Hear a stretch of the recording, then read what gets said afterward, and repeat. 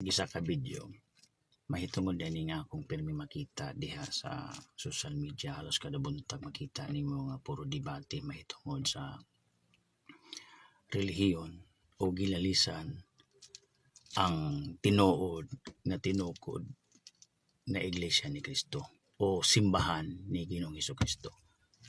So halos madunggan nimo diha sa social media, makita nimo sa timeline nga halos tanan makita nimo nga naglalis mga pastor, mga pari mahitungod sa tinuod nga relihiyon nga diin ato makita nga dili naman kinahanglan ato panglalisan ang mahitungod sa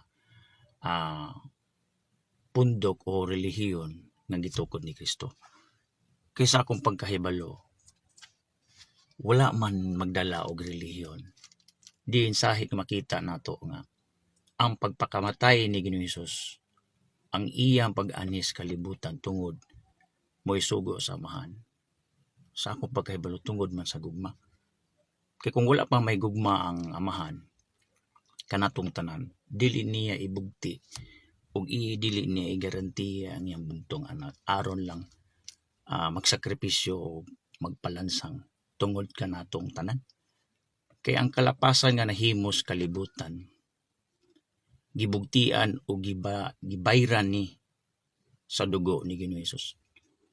So kung kita nag-angkon nga tinuod ta nga tinukod nga relihiyon ni Kristo, ay kanang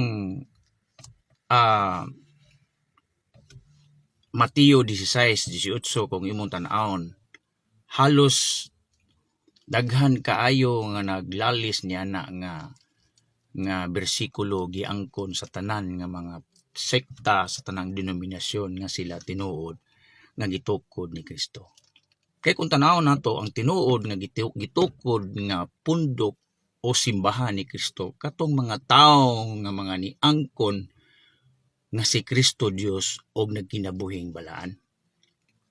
Maunay tinuod nga gitukod o simbahan nga nag-ila nga mao nga si Ginoong Hesukristo mao ang ilang Dios og ilang manluluwas.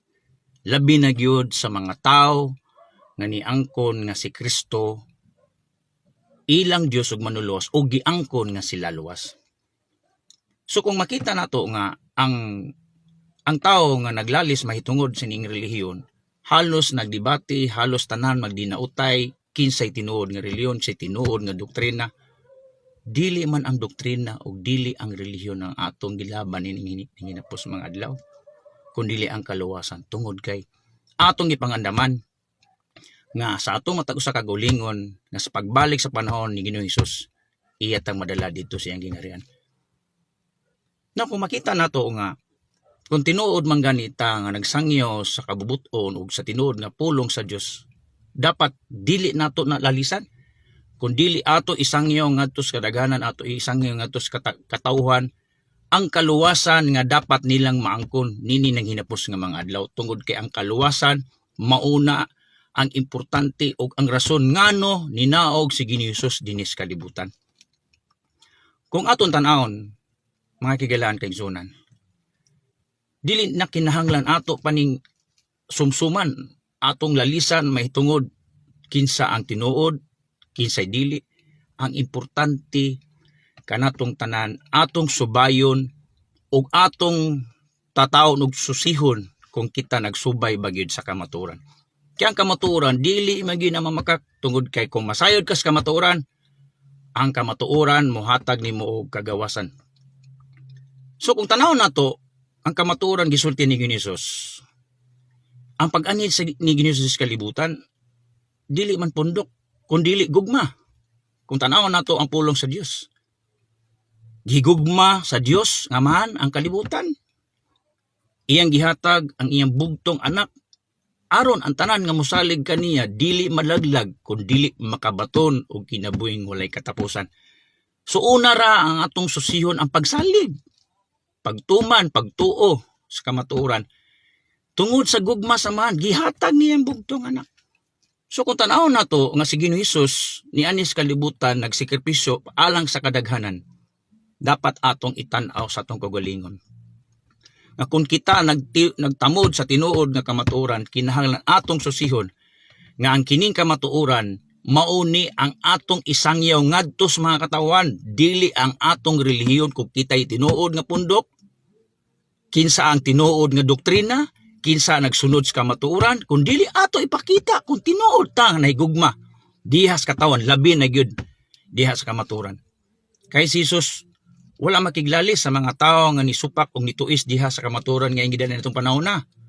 Tungod kay kung makita nimo si Jesus niani sa kalibutan, nagsakripisyo, nagpakita sa pagkamaayo sa amahan, iyang gituman ang sugo sa amahan. So kung kitang tanan tao nga natuo sa pulong sa Dios, kinahanglan atong ipakita nga kini isa ni siya kabutang nga nagpahimatuod nga kining mga butanga atong hinumduman nga kung subayon nato ang pulong sa Dios, isa ra atong masayra ug kinsa atong susihon nga kini ang kaluwasan nga atong giandam ug atong atong pagantaman-taman ini ginapos sa mga adlaw nga din gusto nato nga mauban o makapiling nato ang Dios nga Amahan. Tungod kay kung tanaw nato ang Biblia, wa maging magtudlo ang pakiglalis. Kay gani bisan ginitan-aw nimo gisupak ni Ginisus ang mga pilosopo nga mga pinulungan. Gididan niya dili niya kinahanglan na subtubayan. Kay gani kung tan-aw nimo daghan sa panahon nga siya gituis sa mga parasiyo ug eskriba. Tungod kay nagtudlo si Jesus nga supak sa sugo ni Moises. Pero si tubag ni Jesus, gitubag niya og mga sumbingay nga mga pinulungan.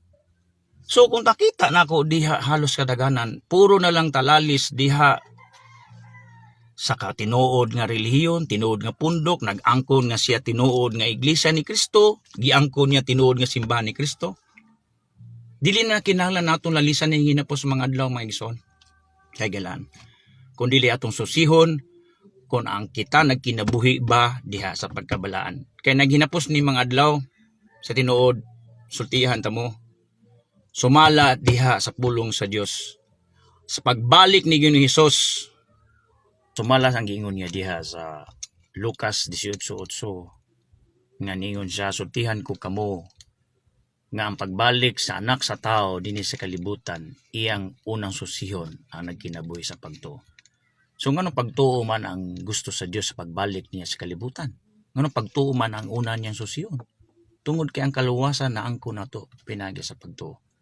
So kinahanglan atong mabatunan o atong masabtan nga kining kaluwasan nga dapat ang natong angkunon nga pinagi sa pagtuo ato ni sa unang madawatan.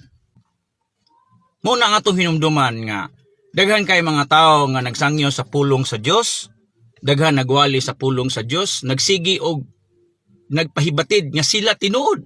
Pero kung tanaw nimo, daghan nagsangyo sa pulong sa Dios pero wala ang kuna nga sila nakaangkon sa gugma o sa kaluwasan nga gihatag ni Ginoong Hesus. Kung tanaw nato nga ang tinuod nga nakaangkon sa kaluwasan o nag-angkon sa gitawag nga kamaturan, giangkon niya nga siya giluwas ni Ginoong Hesus. Kaya kung dili nimo angkonon nga ikaw giluwas ni sama ra gihapon nga nag-angkon ka nga imo na nga butang pero wala nimo mahimatud-i nga ikaw nagpalit ni na nga butang. So kung imong tan-awon nga ang isa ka butang imong giangkon nga imo, himatud-an imong ikaw nagpalit sa kabutang. Nagsigi ka pa si garbo nga kanang butang imo. So sama ra gihapon nga kung tan-awon nimo nga kung ikaw mismo sa imong kagalingon nga imo gipresentar sa nga si Ginoong Hesus imong Dios og imong manluluwas, pero wa nimo ang kunang nga ikaw naluwas, wala siya nasa kamaturan. Naata sa gitawag nga butang nga dapat natong tukion kay naa patas butang nga mga kabakakan. Kay kung ikaw mismo ni angkon nga si Jesus imong manluluwas og imong naangkon nga ikaw luwas, but ipasabot doon na kay rason nga imong ipahiwatid ug imong ipahibalo sa kadaghanan nga ang pulong nga imong gisulti nga gikan sa kamaturan tinuod. Tanaw nimo ang mga tao, daghan kay nagsangyo sa pulong sa Dios pero pangutanaon nimo luwas na ba siya, di gid na siya moangkon. Ngano man? Kay kung tan-awon nimo, unsay rason ngano si Jesus nagpalansang ngadto sa krus? Ngano nagpakamatay siya dito sa krus? Sa unsang rason?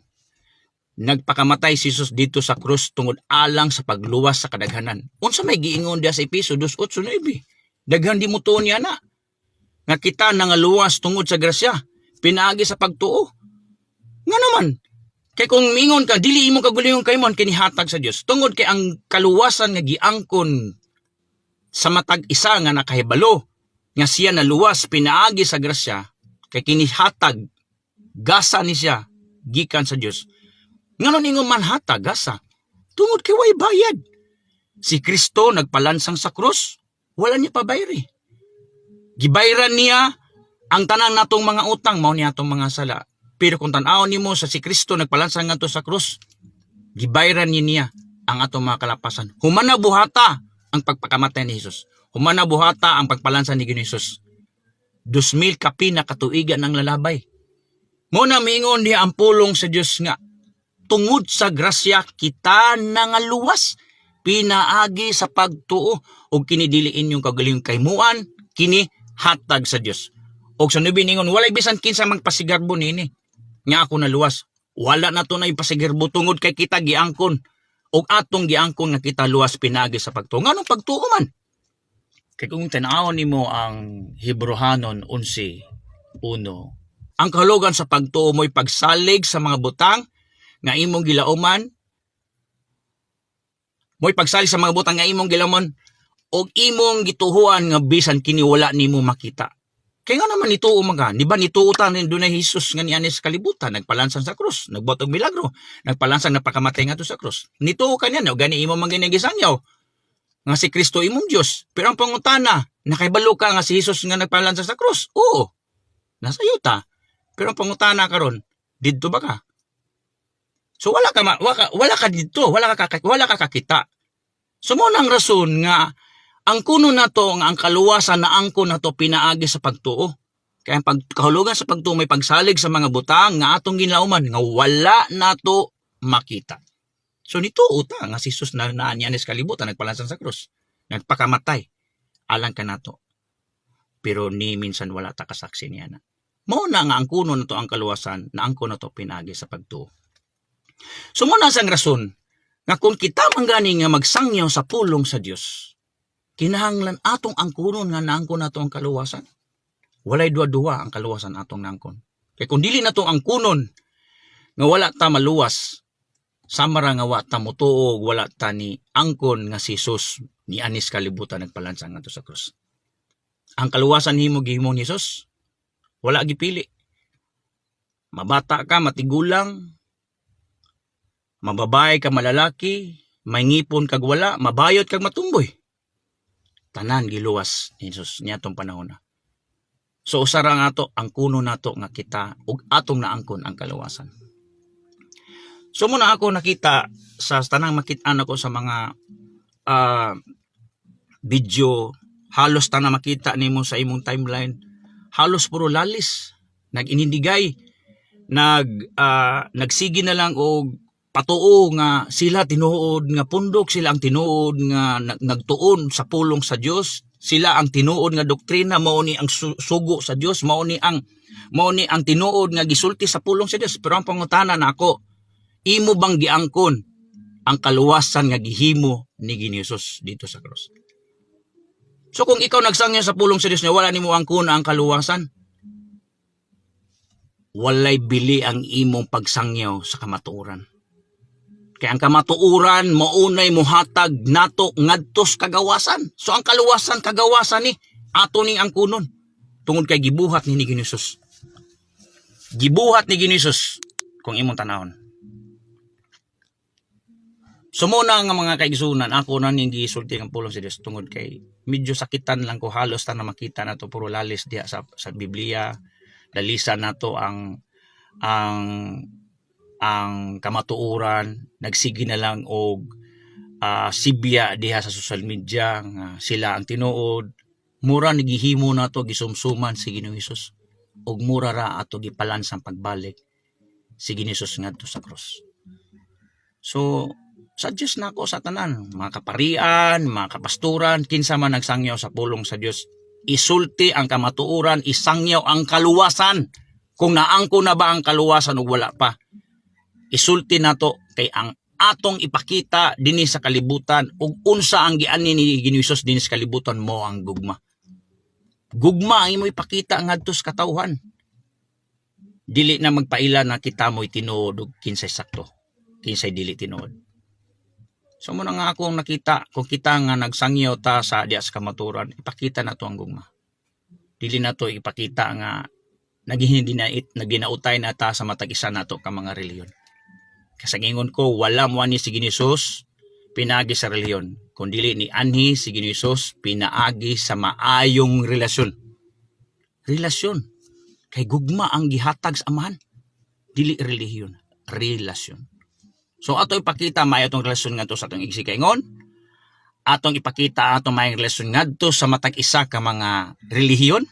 Okay? Atong ipakita ang atong maayong relasyon tali sa Dios. Kay dili man nato makita ang maayong relasyon ngadto sa amahan. Gawas kon atong subayon ang tinuod nga dalan. Mao si Ginoong Hesus. Say he is the way, the truth, and the life. No one can say the Father except Him. So muna nga si Jesus dapat atong unahon pagpangita. Kay siya mo ang dalan. So kung tinuod man nga ikaw nakaangkon na sa kaluwasan, mauna ang rason nga dapat imong isangyaw ang kamaturan. Ang kaluwasan unaha pag-angkon igsoon. Higala. Tungod kay mauna ang unang rason ngano si Jesus ninaog gikan sa taas ug nianis kalibutan ug niipon kanatong tanan. Tungod na sa gugma. Kay ang kaluwasan unahon nato pag-angkon tungod sa gugma. So moro na akong ika-share karon tungod kay misay masubo lang ko ang sakitan akong dugan halos naglalis na madugay lalis nahimo namastamasan ang pangalan ni Ginoong Hesus. Murag atong gipalansang pagbalik si Ginoong Hesus. So moro na ako ikadasig brother and sisters, friends, atong ipakita nga ang kaluwasan atong angkunon daan. Siguruhon nato ang kaluwasan before ta mangandoy sa ganti nga mo ang kinabuhing dayon.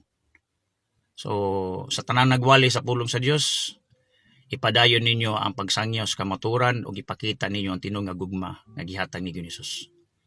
So mao ra to og daghang kayong salamat. God bless us all.